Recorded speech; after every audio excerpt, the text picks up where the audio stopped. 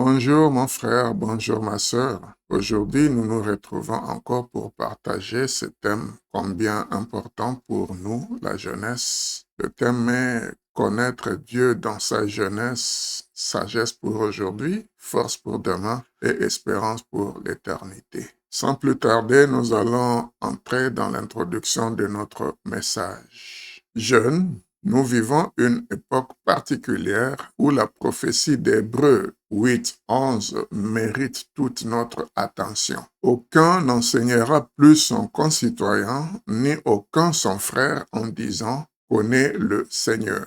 Car tous me connaîtront depuis le plus petit jusqu'au plus grand d'entre eux. Nous avons accès à une multitude d'informations, de prédications et d'enseignements, mais Dieu désire davantage qu'une simple connaissance intellectuelle de lui. Il nous appelle à une rencontre personnelle, profonde et vivante avec sa personne. Plus que jamais, notre génération doit prendre au sérieux cet appel divin à connaître réellement le Seigneur, non par ce que les autres disent de lui, mais par une expérience authentique avec lui. Oui, aujourd'hui, Dieu lance un appel, connais le Seigneur.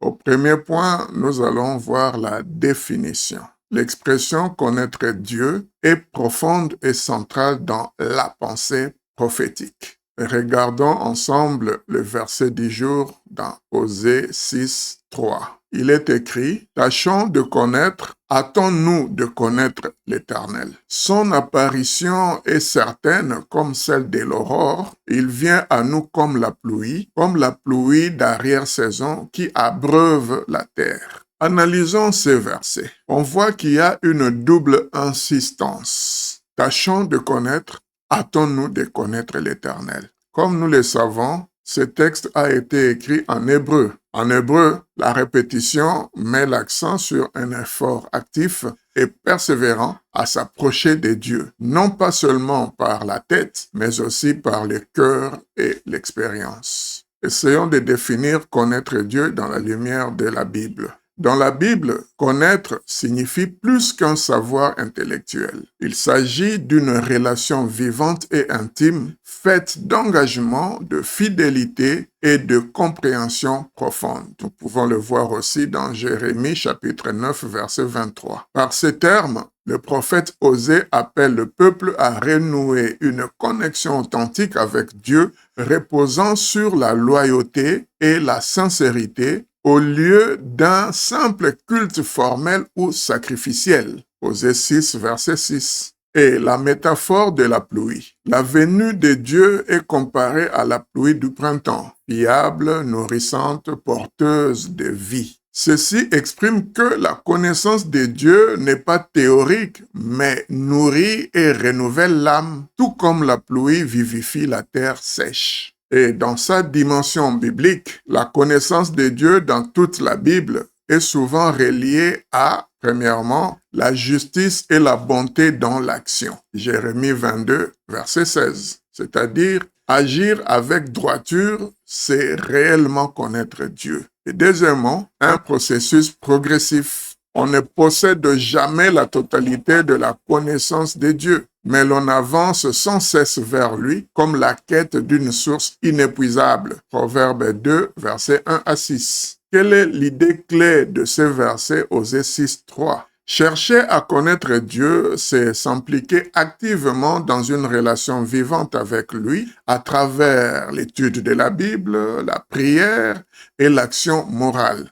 Osée nous rappelle que Dieu se laisse trouver à celui qui le cherche sincèrement et que cette rencontre est toujours porteuse de renouveau. Après la définition, nous entrons dans le point 2, la connaissance à travers la relation bilatérale. La Bible ne voit pas la relation avec Dieu comme unilatérale. Non seulement l'homme est appelé à retourner vers Dieu, c'est-à-dire la repentance, mais inversement, la Bible décrit de nombreuses fois où Dieu cherchant la proximité avec l'homme, même quand celui-ci s'en éloigne. Voyons le premier sens où Dieu qui cherche l'homme. Dès le début, après la faute d'Adam et Ève, Dieu appelle l'homme. Genèse 3, verset 9. L'Éternel appela l'homme et lui dit, « Où es-tu » Même après la faute, après le péché, Dieu sollicite la rencontre. C'est « Où es-tu » est interprété comme une invitation au dialogue, à la responsabilité, mais aussi comme un appel bienveillant. Et Yeshua Jésus-Christ dans Jean 3,16 dit « Car Dieu a tant aimé le monde qu'il a donné son Fils unique, afin que quiconque croit en lui ne périsse point, mais qu'il ait la vie éternelle. » Comme nous venons de le lire, Dieu désire le retour de l'homme.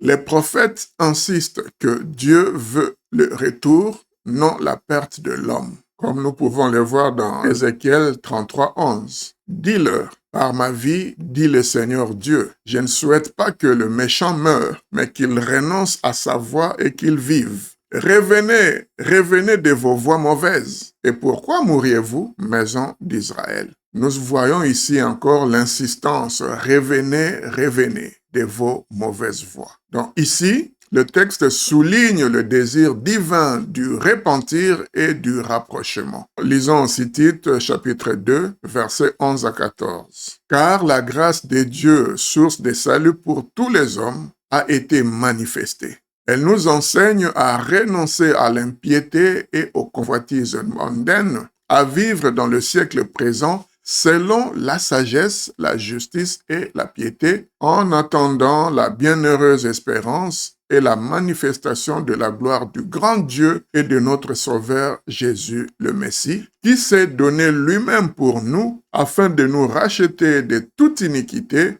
et de se faire un peuple qui lui appartienne, purifié par lui et zélé pour les bonnes œuvres. En comprenant que Dieu cherche une relation vivante, parfois, c'est Dieu qui poursuit presque le peuple malgré son infidélité. Osée 11, versets 8 à 9. Comment pourrais-je te livrer, Éphraïm, te trahir, Israël? Comment te rendrais-je semblable à Adma? Te traiterais-je à l'égal de Tséboïm? Mon cœur se soulève dans mon sein, mes regrets se réveillent ensemble. Je n'oublierai point à ma violente colère, je ne détruirai plus à nouveau Éphraïm, car je suis Dieu et non un mortel, le Saint qui réside au milieu de toi. Je ne viendrai point armé de terreur. » Nous voyons que Dieu révèle son attachement, sa compassion, toujours prêt à accueillir l'homme qui revient. Parlons de la dynamique de la recherche mutuelle. Dans le Cantique des Cantiques,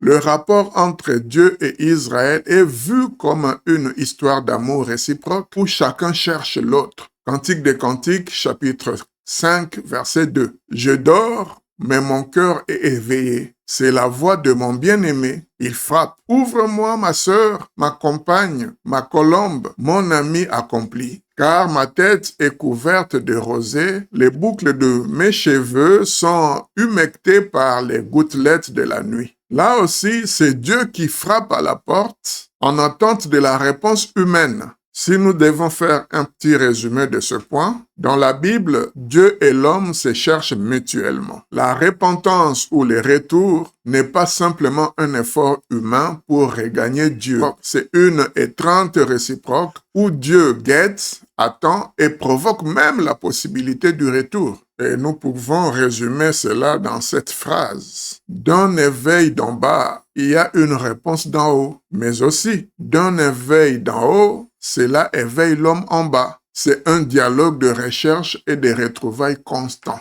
Nous entrons dans le point 3, la connaissance authentique de Dieu. Daniel 3, versets 16 à 18 est un passage puissant qui illustre la connaissance authentique de Dieu par Hanania, Mishaël et Azaria, connus par le nom de Shadrach, Meshach et Abednego. Regardons bien ce texte. Daniel 3, 16 à 18. Shadrach, Meshach et Abednego répondirent au roi. « Nabuchodonosor, nous ne jugeons pas nécessaire de te faire aucune réponse à cet égard. Si notre Dieu que nous honorons est capable de nous sauver, il nous sauvera bien de la fournaise ardente ainsi que de ta main, ô roi. Et sinon, sois bien assuré, ô roi, que nous n'honorerons point ton Dieu et n'adorerons pas la statue d'or que tu as érigée. En analysant bien ces versets, ces passages,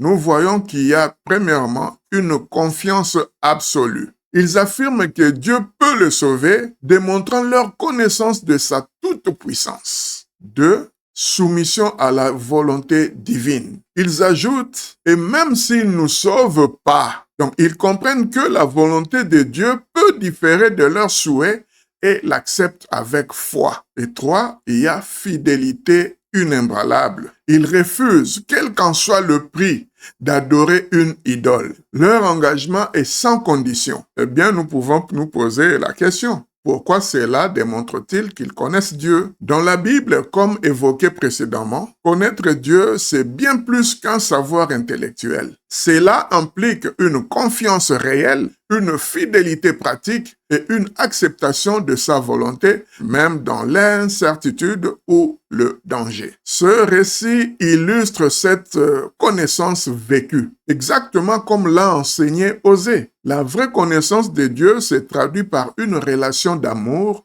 de respect et de loyauté, quelles que soient les circonstances. Osée 6.3. Ça nous pousse à voir un autre exemple, au point 4, l'exemple du père de la foi, Abraham. Examinons alors l'exemple d'Abraham lors de la ligature d'Isaac ou du sacrifice d'Isaac. C'est un passage central où la connaissance et la fidélité à Dieu sont mises à l'épreuve.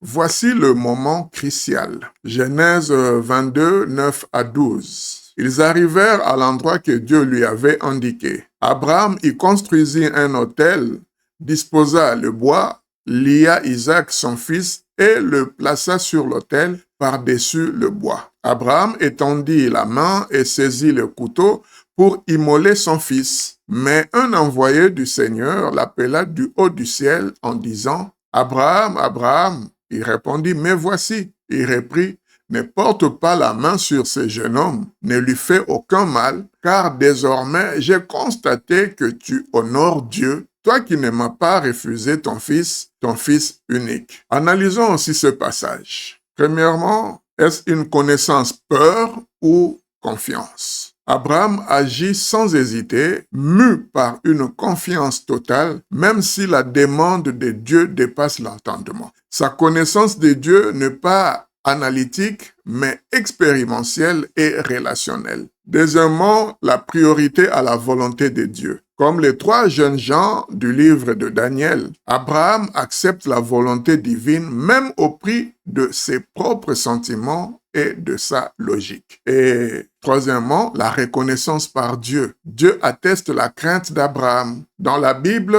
la crainte implique conscience, respect profond et connaissance morale, une reconnaissance vivante de la présence divine. Quel est le parallèle entre Abraham et les 3 jeunes gens? Nous voyons d'abord le loyalisme sans condition. Comme Anania, Michaël et Azaria, Abraham place sa relation à Dieu au-dessus de tout. Il y a aussi l'acceptation du mystère. Tous expriment une connaissance qui accepte la complexité du divin, même quand tout n'est pas compris. Il y a encore la dignité de l'homme devant Dieu. Ils gardent leur intégrité devant la pression extérieure. Ainsi, la connaissance véritable de Dieu, selon la Bible, s'exprime dans la fidélité, la confiance et la capacité à subordonner sa volonté propre à Dieu, même dans l'épreuve suprême. Nous sommes arrivés au point 5, la relation entre connaître Dieu et connaître ses commandements. Connaître Dieu et connaître ses commandements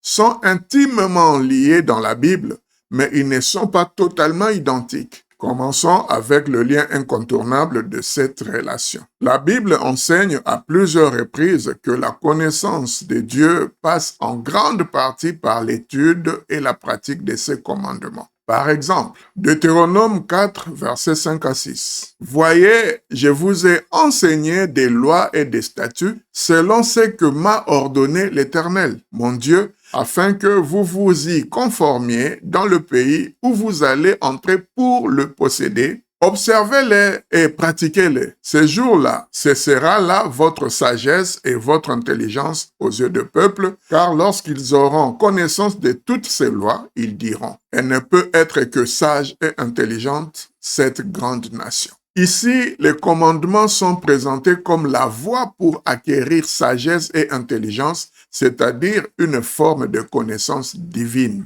Et deuxièmement, nous voyons que c'est plus loin que la loi seule. Cependant, connaître Dieu dépasse le simple fait de connaître ses commandements sur le plan technique. Cela inclut 1. L'intention et l'esprit, c'est-à-dire agir pour se rapprocher de Dieu, pas seulement par devoir. 2. La connaissance du cœur, c'est-à-dire ressentir sa présence, le respecter, l'aimer et chercher à comprendre ses volontés profondes. Deutéronome 6.5. Voyons la critique prophétique de cette notion. Les prophètes rappellent souvent que connaître simplement les règles ne suffit pas. Il faut connecter à la source. Par exemple, Osée dit, dans Osée 6, verset 6, « C'est que je prends plaisir à la bonté et non au sacrifice.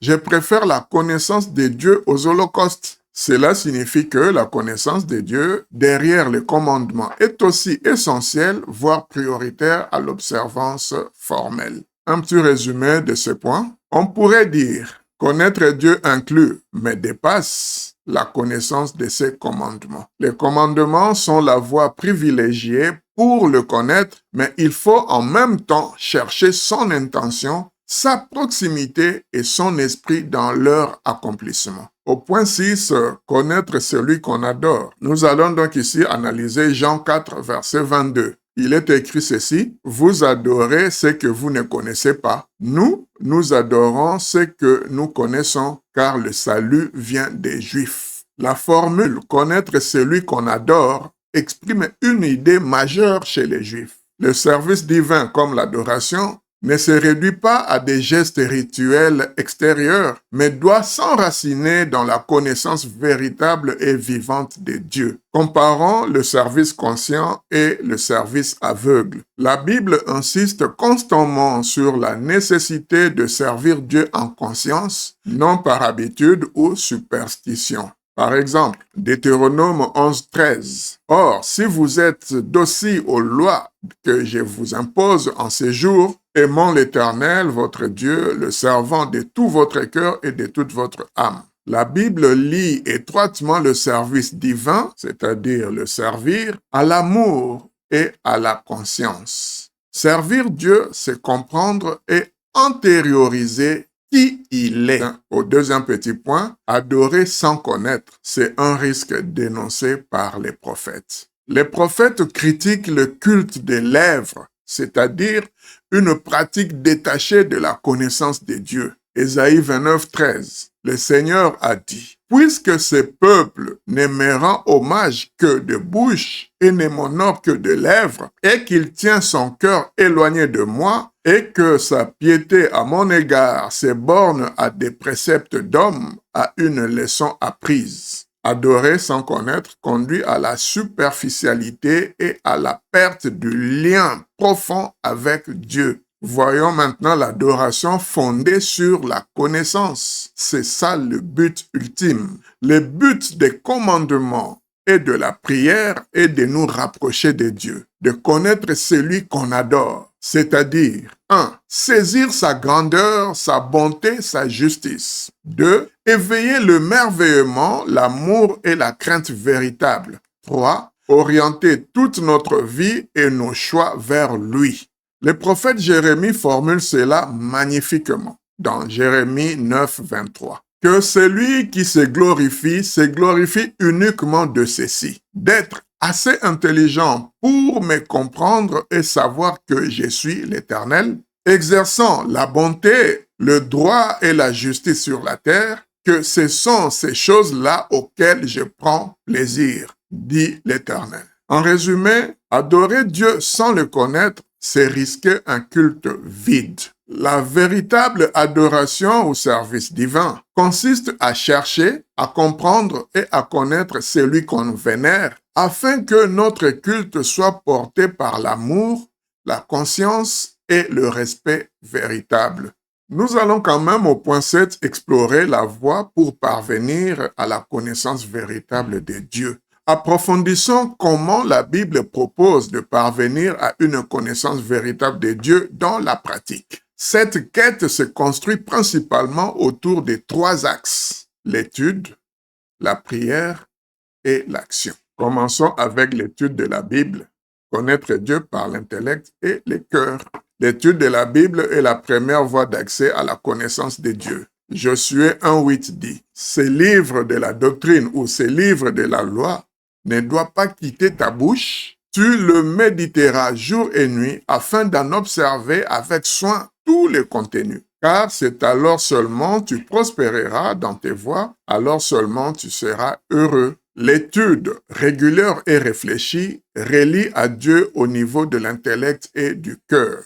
Comme nous venons de le voir, l'étude de la Bible, c'est un commandement central. L'étude est considérée comme un des plus grands commandements. Elle est la passerelle entre Dieu et l'homme. Deutéronome 6, versets 6 à 7. Tes devoirs que je t'impose aujourd'hui seront gravés dans ton cœur. Tu les inculqueras à tes enfants et tu t'en entretiendras, soit dans ta maison, soit en voyage, en te couchant et en te levant. Par la connaissance de la Bible, on arrive à aimer et craindre Dieu.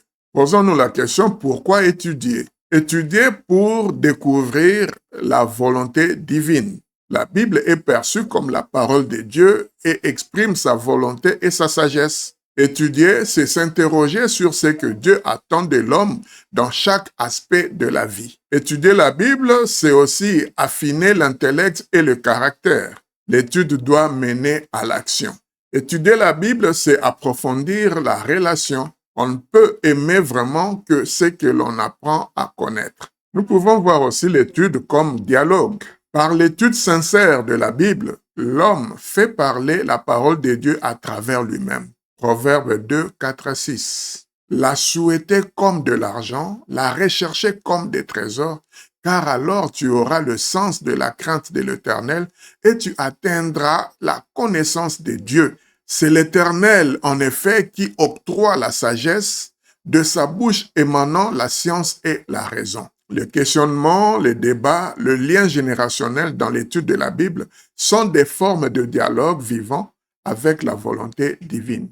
La deuxième voie maintenant, la prière, la voie privilégiée vers la connaissance de Dieu. La prière est perçue comme voie pour connaître celui qu'on adore, puisqu'elle est le cœur du dialogue personnel avec Dieu. La prière n'est pas une simple répétition de mots, c'est un dialogue avec Dieu, une recherche de proximité et de compréhension intérieure. La prière permet l'ouverture à la présence divine. Par la prière quotidienne, on exprime sa dépendance, sa gratitude, ses demandes, et on affine sa conscience de Dieu. La prière comme le lien à la connaissance. Lisons Psaume 27, 8. En ton nom, mon cœur dit, recherchez ma face, c'est ta face que je recherche, ô Seigneur. Approfondissons la notion de la prière comme dialogue. Contrairement à la simple récitation, la prière est un dialogue vivant. L'individu s'adresse à Dieu, partage ses besoins, louange, gratitude et demande pardon. La prière structure une routine quotidienne, matin, après-midi et soir. Psaume 145, verset 18. L'Éternel est proche de tous ceux qui l'invoquent, de tous ceux qui l'appellent avec sincérité. La sincérité ou la vérité signifie ici sincérité, conscience, recherche d'un contact réel. Explorons maintenant la prière de notre Père. Parlons de la prière de notre Père qui est au centre de la rencontre, voir Matthieu 6, versets 9 à 13. Le Notre Père articule des demandes personnelles et collectives qui sont des rencontres directes avec Dieu, nourries de confiance, de gratitude et du désir de rapprocher la volonté humaine de la volonté divine. Louange, sanctification du nom de Dieu, aspiration au règne de Dieu, prise en compte de la volonté divine, demande pour les besoins matériels et spirituels, pardon et protection, doxologie finale. La prière de notre Père témoigne de la vitalité et de l'universalité de la structure de ce qu'on peut appeler la rencontre-dialogue. Voyons maintenant la prière comme acte d'humilité et de transformation. Pour prier vraiment, il faut reconnaître sa dépendance. On avoue ses limites face à Dieu, on ouvre un espace intérieur pour recevoir. Au fil du temps, une véritable prière transforme le cœur. Et c'est là un des sens profonds de la connaissance de Dieu. La prière comme idéal prophétique, donc prière et connaissance de Dieu. Les prophètes voient dans la prière une élévation vers la connaissance de Dieu, bien au-delà de toute formule extérieure. Ésaïe 56, 7. Je les amènerai sur ma sainte montagne, je les comblerai de joie dans ma maison de prière, leurs holocaustes et autres sacrifices seront les bienvenus sur mon autel. Car ma maison sera dénommée maison de prière pour toutes les nations. Ces versets expriment l'idée universelle. La prière relie chacun à Dieu au-delà des différences par la recherche consciente de le connaître. Résumons. La prière dans la Bible n'est pas seulement demande ou rituel, c'est une rencontre, une école de présence, un témoignage de la conscience, un chemin pour approfondir la connaissance de celui qu'on adore. Voyons maintenant la troisième voie, l'action, commandement et éthique, connaître Dieu par les vécus. Les actes accomplis selon la Bible traduisent la connaissance de Dieu dans la réalité. Pourquoi? Agir selon ses commandements, c'est modeler sa vie sur la volonté divine et le connaître à travers les vécus. Dans la Bible, nous pouvons le voir dans Deutéronome, chapitre 28, verset 9. L'Éternel te maintiendra comme sa nation sainte, ainsi qu'il te l'a juré, tant que tu garderas les commandements de l'Éternel ton Dieu et que tu marcheras dans ses voies. Voyons d'abord les commandements, un acte de connaissance incarnée. Chaque commandement rapproche l'homme de Dieu non seulement par l'intellect, mais par le corps et la vie quotidienne. Lévitique 18, 4 à 5 le dit. C'est à mes statuts que vous devez obéir, ce sont mes lois que vous respecterez dans votre conduite. C'est moi, l'Éternel, qui suis votre Dieu. Vous observerez donc mes lois et mes statuts, parce que l'homme qui les pratique obtient par eux la vie. Je suis l'Éternel. 1 Jean 3, 24 d'ajouter. Celui qui garde ses commandements demeure en Dieu et Dieu en lui. Et nous connaissons qu'il demeure en nous par l'Esprit qu'il nous a donné. 1 Jean 5, 2. Nous connaissons que nous sommes les enfants de Dieu lorsque nous aimons Dieu et que nous pratiquons ses commandements. Agir selon les commandements, c'est aligner sa vie sur la volonté de Dieu. Par les commandements, on fait résider Dieu dans le monde. Toujours dans l'action, voyons l'éthique et l'amour du prochain. Donc, imiter Dieu. Lévitique 19, 18. Ne te venge ni ne garde rancune aux enfants de ton peuple, mais aime ton prochain comme toi-même. Je suis l'Éternel. Vivre selon la moralité de Dieu, c'est aussi le connaître. Être à l'image de Dieu signifie aussi imiter ses qualités. Michée 6, 8. Homme, on t'a dit ce qui est bien, ce que le Seigneur demande de toi. Rien que de pratiquer la justice, d'aimer la bonté et de marcher humblement avec ton Dieu. Jean 10, 15. Comme le Père me connaît et comme je connais le Père, et je donne ma vie pour mes brebis. 1 Jean 1, 7. Mais si nous marchons dans la lumière, comme il est lui-même dans la lumière, nous sommes mutuellement en communion et le sang de Jésus, son Fils, nous purifie de tout péché. Luc 6, 36. Soyez donc miséricordieux comme votre Père est miséricordieux. Terminons avec 1 Pierre 1, 16. Selon qu'il est écrit, vous serez saints, car je suis saint. Aimer, soutenir, aimer autrui, c'est, révèle la Bible, le vrai service et la connaissance active de Dieu. Parlons un peu du modèle idéal pour parvenir à la connaissance véritable de Dieu. Unifier pensée, parole et action.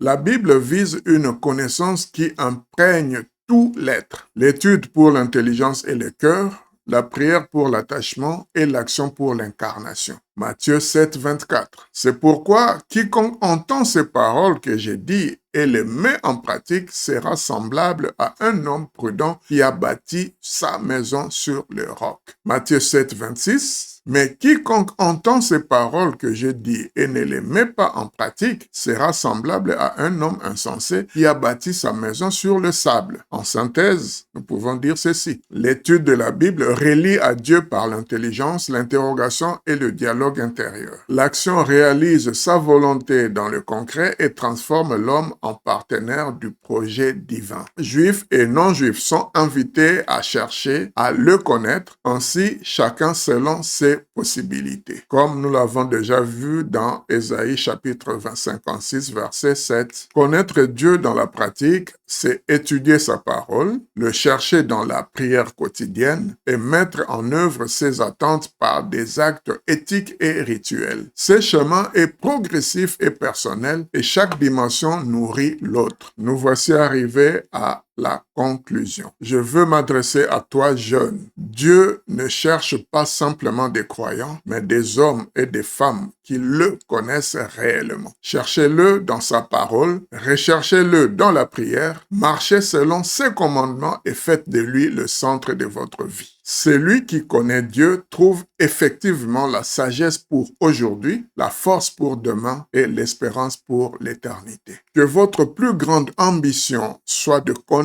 Dieu davantage chaque jour et de le faire connaître à votre génération à travers vos bonnes œuvres qu'il a préparées d'avance. Comme le dit Ephésiens 2, 10. Car nous sommes son ouvrage, ayant été créés en Jésus-Christ pour faire de bonnes œuvres que Dieu a préparées d'avance, afin que nous les pratiquions. Que le nom de notre Dieu soit sanctifié, que son règne vienne et que sa volonté soit faite sur la terre par nous qui sommes ses enfants, au nom de Jésus-Christ. Amen.